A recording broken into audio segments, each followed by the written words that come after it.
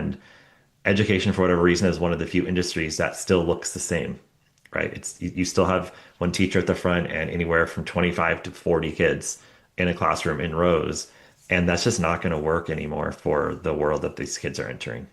So I've been saying that for years. And then when I found microschools, I'm like, oh, this is a way to change the operating system because now we're not talking about like a 1930s management structure or 1860s, school model, but actually talking about a model where the teachers, the community members, the children are all actually empowered around teaching and learning. And because it's smaller in size, it's just less complicated. And then you can kind of avoid some of the zoning regulations and the red tape and the bureaucracy. And you can just go and start with like 10 kids and then add another 10 and maybe get to like 50 kids in 5 years. And you got yourself a micro school. And now you're not stuck in kind of a command and control factory model system where you're just a kind of a cog in the wheel.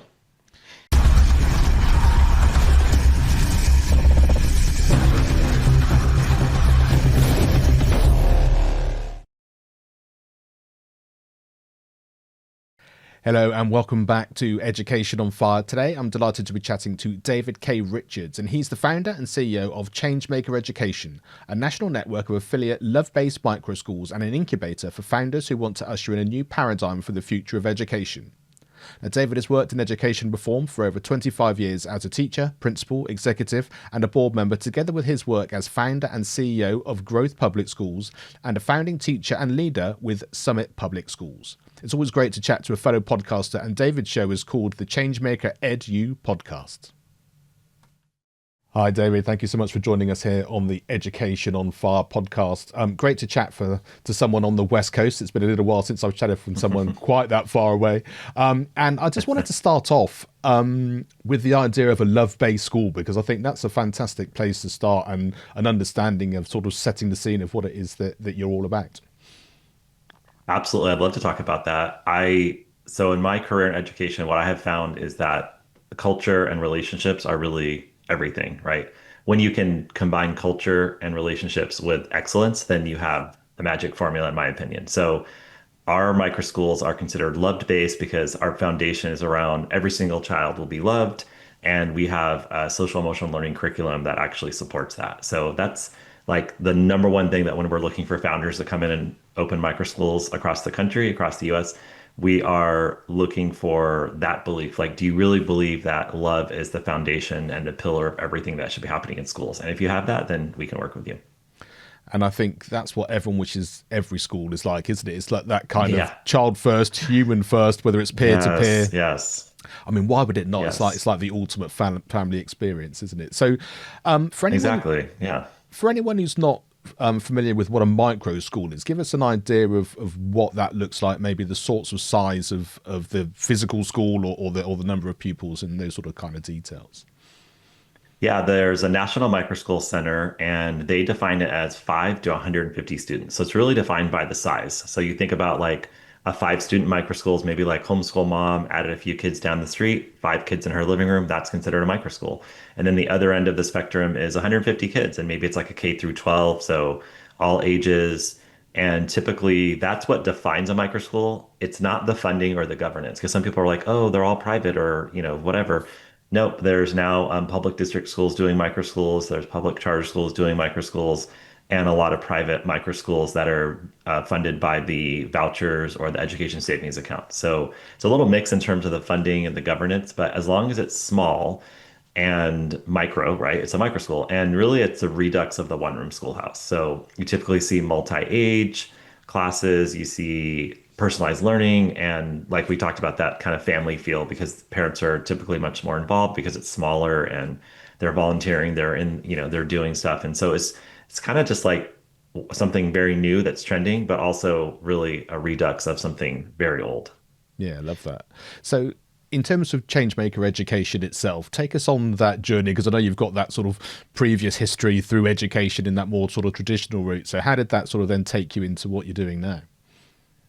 Yeah, so basically I started at, believe it or not, as a banker. And I always say I went from a banker to educator to entrepreneur. So I started working at a bank In my 20s, I was working 2 blocks from the White House. I had the three-piece suit. I was, Mr. Successful on the outside, but really felt like I was not very happy. And I was like, is this really gonna be my whole life?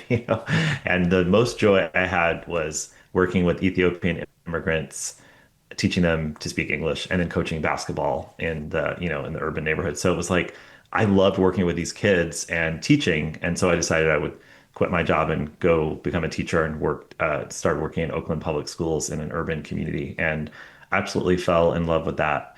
And so throughout my whole entire career, like I said, it's been about relationships, it's been about intimate, love-based small schools. And so I opened my own charter school. I worked opening several charter schools through a network that we took from one small portable at the back of a high school to 10 schools across the San Francisco Bay Area. And then we ended up putting that model into 300 schools across the country. So that was a wild ride. And as I was doing consulting and, kind of looking at the landscape of education, the pandemic hit.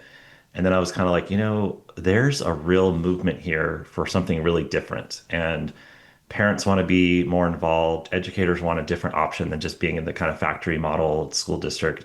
And so we launched Changemaker Education about a year ago. And in the first month, I put out an application for, founders, educators that want to open their own microschools. And in 3 months, we got 2,500 applicants, and that was 15 months ago. And now we're up to about 6,500 applicants, people that are just like really excited to start their own microschool. So it's been a really wild ride, and it's like all of my interests kind of combined: the entrepreneurial piece, the because we help them with the business side, because a lot of teachers don't understand that side, and then obviously my launching all these schools too has helped kind of bring this all together. And so, for those people who are sort of outside the US listening, tell us about what a charter Yeah. school is specifically, because that's not something that certainly here in the UK that Yeah. we talk about too much. So they do have them in the UK, I believe. I think maybe mainly in the city, but I know they have some in London. But essentially, what a charter school is you have a charter with the district or the county office of education, and you're able to do something different. And then the public funding comes to your charter, and it's overseen by some sort of public entity like the school district, the state board of education, and essentially you're creating a different type of school that's called a charter, and it's supposed to be an incubator for innovation. So they've had them in the U.S. Since about mid '90s, and they're here in California they're about 10% of the market share. So 10% of kids in California are going to charter schools, and it's some states have maybe like 1 or 2%, and some states don't have them at all. But most states in the U.S. now do have some version of a charter school, and so microschools are kind of this next reform effort that's really trying to think about how do we create these smaller schools that are different and giving families different options. And then so it's very possible. I already get phone calls from all over the world, right? So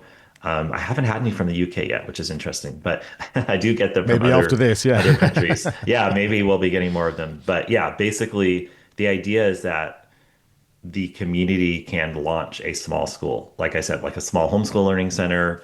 They could do sort of a more, like a school, brick and mortar school. They could do an online school. They could do a hybrid version. And the idea is you're just creating that school that you always dreamed of in your head as a teacher. You're like, if I could start a school, it would be, like STEAM based, or it would be performing arts. And because it's smaller in size, it's just less complicated. And then you can kind of avoid some of the zoning regulations and the red tape and the bureaucracy, and you can just go and start with like 10 kids and then add another 10 and maybe get to like 50 kids in 5 years, and you got yourself a micro school. And now you're not stuck in kind of a command and control factory model system where you're just a kind of a cog in the wheel.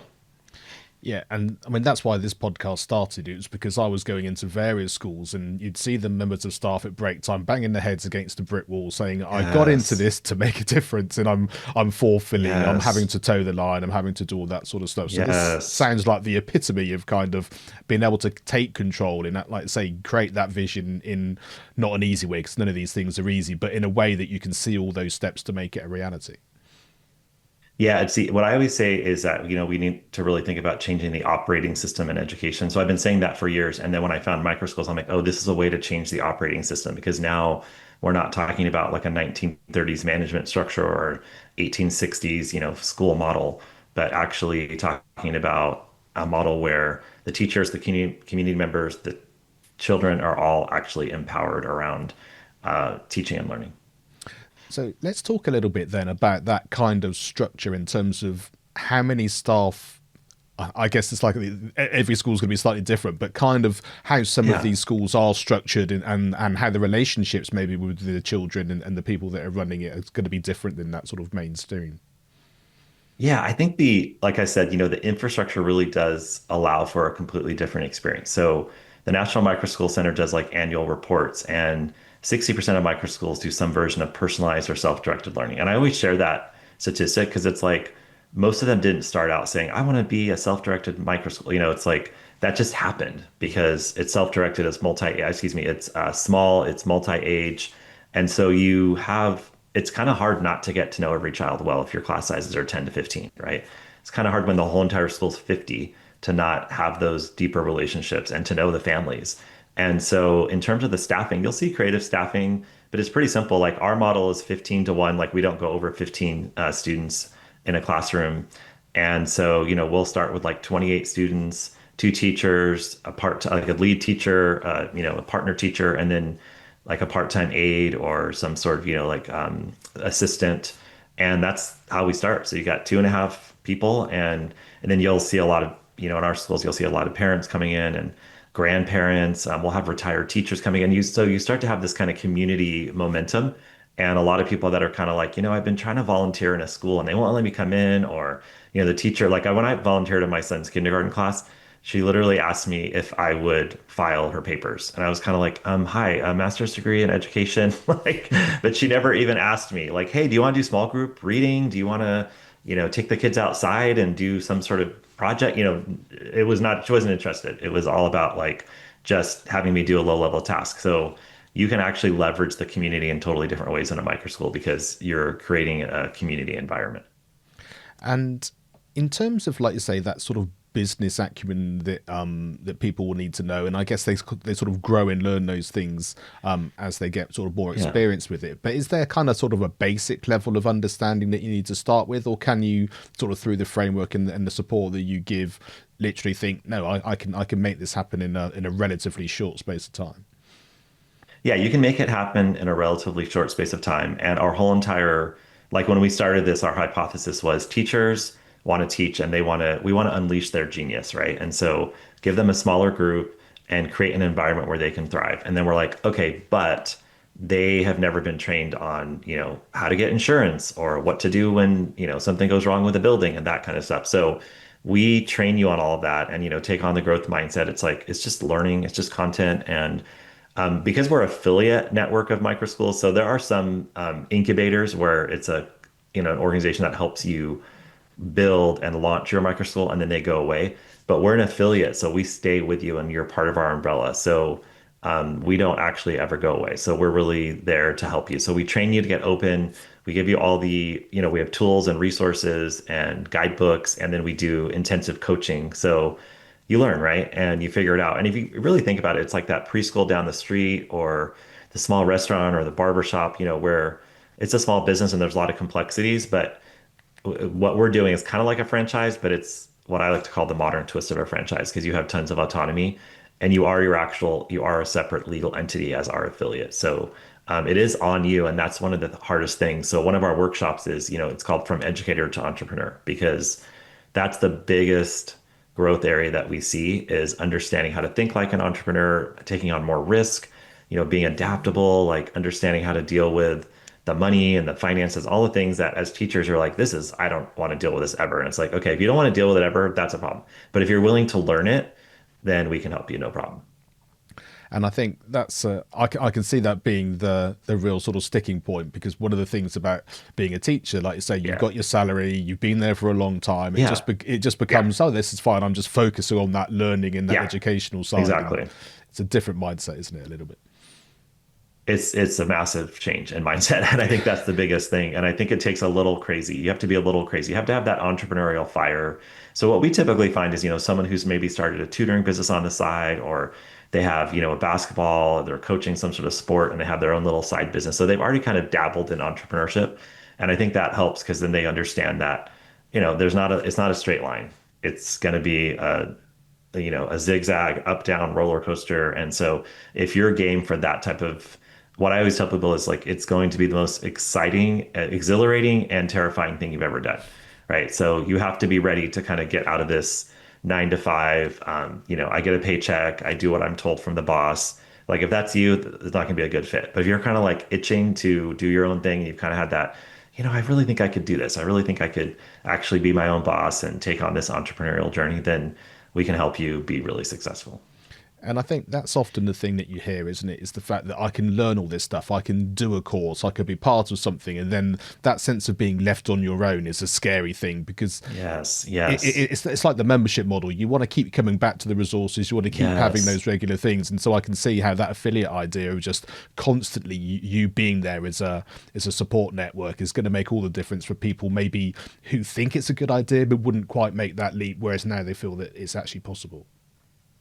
That's exactly it. And, because we're keeping them in our network for forever, basically, it's like you don't ever have to do it alone. And I think, you find people that try and go and do something on their own, and then it's like, oh, I didn't understand the marketing, or, they get scared, they get stuck, and it becomes too overwhelming. So we kind of help you make sure that, we give you the formulas, we give you we create the marketing engine, we create all the sort of systems that you need, we have going on in the back end so that you can be successful on the front end. And from a sort of a student point of view and a parent point of view, we sort Yeah. of talked a little bit about this to begin with, but do you feel there's a real need now for these types of schools because there are more and more people just wanting to educate their children in a different way, in a more sort of love-based way, in that kind of more personalized learning? Yeah, I think you're seeing a couple things going on. Number one, there's like the whole rise of the gig economy, right? So there's a lot more people that want to do side jobs. They don't want, I mean, the younger generations, like the millennials and what is it, Generation Z, my kids' age, like they're not interested in these 9 to 5, 30-year jobs anymore, right? They've already broken that paradigm. And so I think you're seeing that going on. And then with the families, you're seeing, in the US, the homeschool percentage of homeschoolers has like tripled in the last 5 years. And it had doubled before the pandemic, and then it increased. It's still small numbers. It's like 8 to 10%, but it's gone way up from like 2%. It used to be one side, the far extreme to one side or the other would homeschool, and then it wasn't considered very mainstream. It's becoming much more mainstream now to look into a different type of school. So I would say what we're seeing is families are ready for a more personalized experience. They're ready for their kids to be getting an experience that's going to actually see them, love them, be seen and heard, and then personalize it so that they can find their purpose and actually find a career or something in their life that's not, you ask a kid when they're in 10th grade, when I was a high school teacher, what do you want to be? I want to be a doctor or a lawyer. It's like, why do they say that? Because that's all they know. And as we know, majority of the population are not doctors and lawyers, right? There's a lot of them, but that's still a lot of people that aren't. So you have an environment where you could say like, hey, we want to get to know you. We want to figure out what your superpowers are and help you navigate your career. So I think families are starting to see that the way the world is going, a college degree, university degree is not as prestigious as it used to be. And it's there's just so many things that are changing. And with AI and technology, I mean, the next 5 years is going to be a wild ride. So I think parents are starting to see, and the pandemic really highlighted it, that there needs to be an option for alternative schools. It's no longer the kind of people that are outside the mainstream. It's becoming very popular. And are you finding, is there any kind of sort of pushback in terms of whether it's political or kind of social? Obviously, the people that think it's a great idea are obviously going to get involved, but any sort of flip Yeah. side of that? Yeah, I think the pushback is what I call from the establishment, right? So it's typically the people that have been working in a traditional school for a really long time and they feel threatened by this change, which is the same thing we dealt with in the charter schools. It's like, this is the one way to do education. Please don't change it. And, don't mess with my pension. So it's understandable because that's their safety net, right? So there's a lot of that kind of pushback. But that doesn't come from the families. Families are kind of like, this seems like a great idea. I want to try it. And then the other pushback is, are these high quality schools? And I think that's a real good question to ask. Anytime you have an innovative space there that, is maybe not as regulated, then you can see a lot of bad actors that are doing things that aren't great. And so there are bad micro schools out there, just like there's bad traditional schools out there. And so we wanted to create this organization because we believe in high quality schools and we can say, hey, these are micro schools that are doing really well and they're high quality and we want to make sure that there's a framework and there's, they're using best practices. And this is not just like a group of people that don't know much about education are throwing kids in a room and saying they're going to, homeschool. And then 5 years later, the kids haven't learned anything and their reading scores are, but if we really look at the state of traditional education, it's not great right now. So I feel like if we could try something different, even if we didn't do great, we might be able to kind of do as well or better as what's going on in a lot of the traditional schools. Yeah, and I think that idea of the silver bullet to change the traditional schools is, as each year goes by, you think, oh, by now, surely someone's going to sort of have that momentum, but it never happens and it swings back round. And I think, like I say, being able to make a difference in the here and now by doing something like this is a really Yeah. interesting thing for people to consider. And I think the other thing that it just reminded me of is the fact that you get a sense of what a school's like when you go to visit, when you talk to the children. And that certainly here in the Yeah. UK, the primary schools sort of up to age 11, they're much more personal.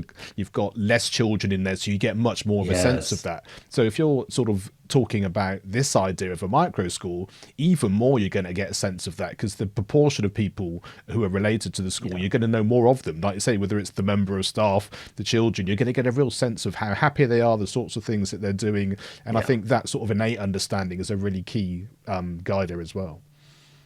Yeah, and then it really empowers families because families get to vote with their feet. So if they are choosing this school, we have states like in Arizona and Florida where the parents get a debit card with $10,000 on it. And essentially the idea is you decided not to go to the public school. The public school will get anywhere from ten to $15,000 for your student, right, from the public funding.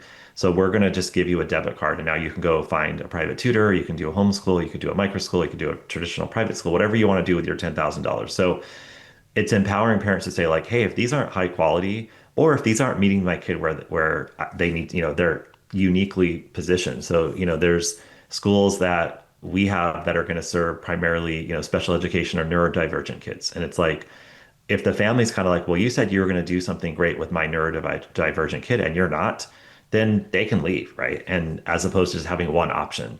And so I think it really empowers the families to say, like, we're going to choose, we know what's best for our kids, and we're going to choose what we think is best. And if it doesn't work, we're going to find something else. So it's creating more choice in the ecosystem.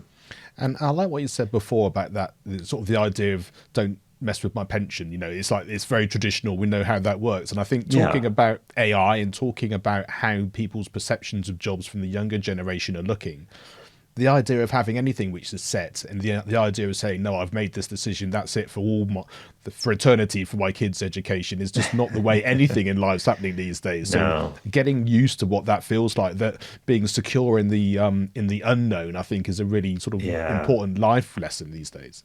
Yeah. No, absolutely. And I feel like, even before AI was really on the scene, I was telling people, with our kids, we don't know what the jobs are going to be. The jobs that we have right now, I had a friend years ago tell me when I was in college, like, hey, look at the newspaper, back in the day when you had want ads or whatever, look at the newspaper and see what jobs are hiring. And that's, what you should do your major on. And like, you can't do that anymore. You can't look 5 years in advance because we know that 5 years from now, a lot of the jobs can be totally different. 10, 15 years, like my son's 15. So when he's 30 and he's kind of just getting into his career, I have no idea what the jobs are going to be like with AI and all the things that are changing. And so we have to really think about what are the skills that we need and what are the, dispositions and things that we need to learn. And education, for whatever reason, is one of the few industries that still looks the same, right? It's you still have one teacher at the front and anywhere from 25 to 40 kids in a classroom in rows. And that's just not going to work anymore for the world that these kids are entering. Yeah, I couldn't agree more. And I think the other thing that's going to definitely make a difference, like I say, we don't know what that looks like, but I think we do know that there's going to be a craving for more and more human contact, especially in the world of AI and Yes. technology. So, and I think the sorts of skills that you'll learn and the experiences you'll have in a smaller school setting where you get those personal relationships and that kind of camaraderie and community sense that can only build those sorts of skills that you're going to need, like say, for whatever the job doesn't look like much further down the Yeah. track. No, it's totally true. And I feel like what I tell people is, you asked me at the very beginning, what's a love-based school? And I tell people I've always done love-based schools, but in the world we're entering with AI, which is really mimicking human behavior, right? It's literally just watching us and then building models around what we do and what we say.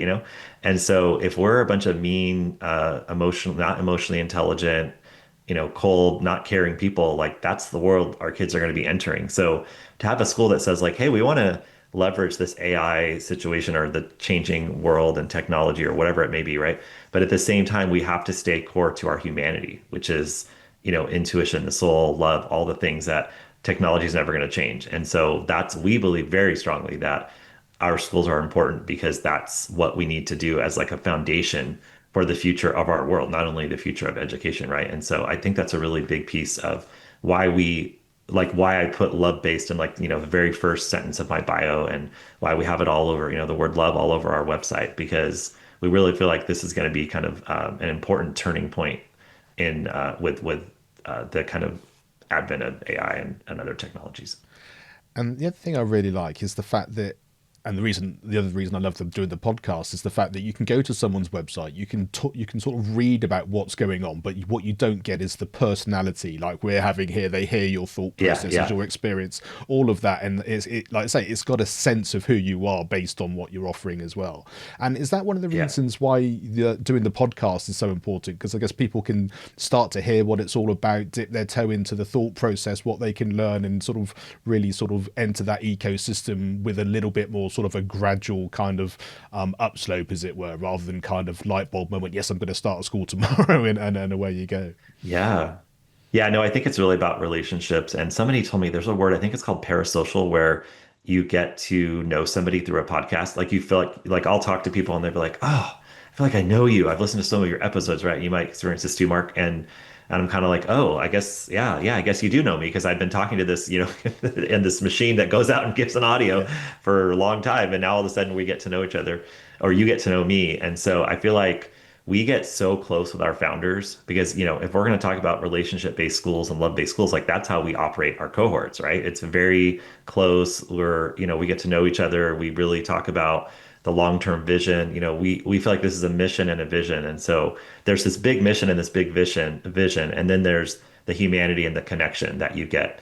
And a podcast allows you to really share that. So yeah, speaking of our mission and vision, so our vision is to have 100 Changemaker micro schools in the next decade and to have all different types of micro schools, right? So different funded ones in urban areas, suburban areas, rural areas, just all over the United States and ultimately globally, that we can really say like, hey, this is possible. Like we can shift the paradigm of education.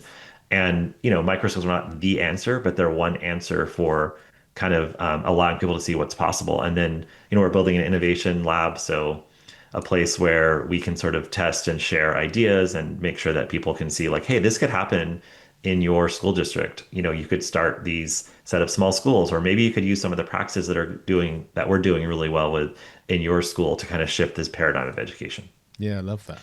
And you sort of mentioned the sorts of numbers of people who'd sort of inquired about your school, like saying just a, sort Hmm. of a short amount of time.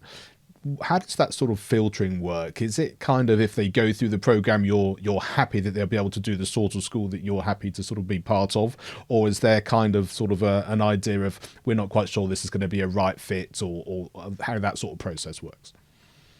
Yeah, it's a good question. So some of the other, organizations that do this are more kind of they have less of a vetting process than we do. But because we are an affiliate model, meaning that you're going to represent our brand and you're going to be one of our umbrella schools, even though you have tons of autonomy and it's an affiliate, we want to ensure that our values are aligned. That's the most important thing to us. So do you believe in experiential learning, like kids doing things and getting out, and if you look at our founders now, we have a nature-based school. We have a gentleman in Indiana who's doing it on his farm. We have, performing arts in Philadelphia. So we have all these like really unique schools, and we're not going to dictate like, hey, you have to do it this way. But values wise, do you believe in experiential learning? Do you believe in some version of personalized learning? And do you believe in social emotional learning or what we call, comprehensive human development? And if you believe in those things and you have that entrepreneurial mindset, not even like a mindset, but the ability to build the mindset and have the drive, then we will work with you. But there is a vetting process and it is selective, and we probably choose about 6 to 7% of the people that apply because we're really looking for people that fit kind of a certain set of criteria and values. Yeah, I think that's really important for people to hear because, like I say, it just builds on that reputation again, doesn't it? That yes, Yeah. this could be brilliant and it could be all over the place, but it can only be brilliant all over the place with the right people talking the right Yes. way and being part of Yes. the right community in terms of what Changemaker Education actually is, and what that then means to everyone who comes across it.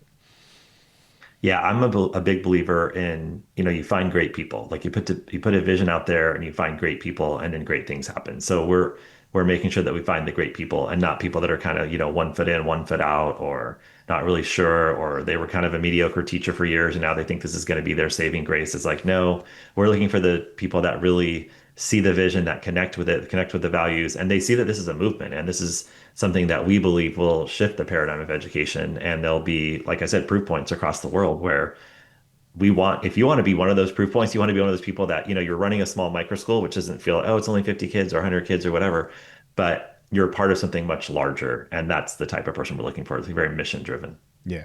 And I think that's one of those things, isn't it? It's about, you can only do what's available in the moment. It's about the next word you say to a child, or the next thing that you say to your Yes. fellow co-worker, and then that makes a Yes. difference in the moment. And it's all those small things, literally micro things, that you do day in, day out, over all the people that you speak to, and then the needle has to change Yes. because your community and the people that you're empowering around you is going to change, and that ripple effect is, I think, like I say, the thing that's going to make the biggest difference.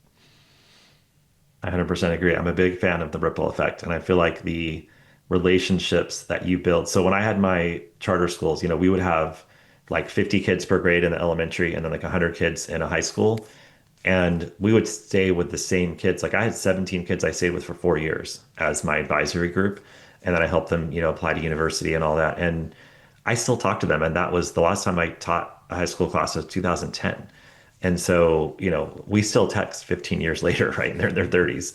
And it's because we built such strong relationships. And so you're going to see that with smaller schools. And it's definitely, and then that ripple effect of, okay, so now we have this small group of 17 and a handful, like I think three or four of them actually, a couple of them went back to my old charter school network and other teachers, and a couple of them are doing other kind of youth work. And so now that ripple effect's happening, right? They're going back out in the community and they're helping kids. And so it's really exciting and fun. Yeah, and like I say, once you see that sort of full circle of like say the people that were the students then going out and making a difference, you kind of Yeah, feel it's the like, best. yeah, I love that, love that. Yes. So obviously the acronym FIRE is really important as part of Education on Fire, and by that we mean feedback, inspiration, resilience, and empowerment. What is it that strikes you when you hear that, whether it's one word or collectively? I absolutely love it. When you first showed it to me, I was like, yes, this is everything we're all about, right? Because we're helping people make a big jump from educator to entrepreneur. So they need to be able to get like constant feedback, right? And then inspiration, resilience, and empowerment. We're all about empowerment, like having the autonomy to be your own founder and not having to wait for a boss to tell you what to do. You have to have tons of resilience to actually be an entrepreneur. And then this is all about inspiration. Like, how can you inspire you? How does your vision, like every single person that we bring in, they basically say, I've always had a dream to launch a micro school. So they are so inspired that it's contagious and everyone around them feels inspired too. So I absolutely love your acronym and I think it's brilliant and genius. Thank you. I'd like to take all the credit, but it was actually my daughter that came up with it. We were on the Oh, way back. wow. We were on the back from a gym session, and we were just talking about how to kind of sort of pull all the sorts of ideas that we were talking about on the show together. And actually, that I think it wasn't those four words at the very beginning, but we kind of sort of narrowed it Okay. down, and it became that. But yeah, it became a, like I say, I a love it. family, or that sort of community sense of it all coming together, which is brilliant. I love the fact it's sort of part and parcel of my life as well as just sort of my sort of I passion, love as it it. were. I love it. Fantastic. Well, tell people where they need to go in terms of finding out more information, so that those people have suddenly you sort of lit that fire literally under them about maybe doing something and getting involved. So where would you like them to go and find out more info? Yeah, it's real simple. It's changemakereducation.com. So all one word, Changemaker Education. That's where you can find my podcast, Changemaker EDU, which actually was when I launched that podcast, it's what actually created this whole entire idea because I started talking to all these micro school people and I was like, wow, this is, how it is. You get excited with the guests you talk to. So yeah, so the podcast is on there. We have blog articles and, you can look and so there's a guide you can download that tells you all about the program we offer. So everything's on the website.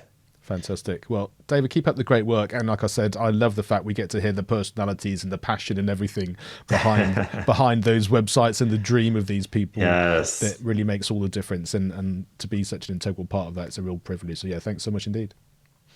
Thanks for having me. Education is not the filling of a pail, but the lighting of a fire.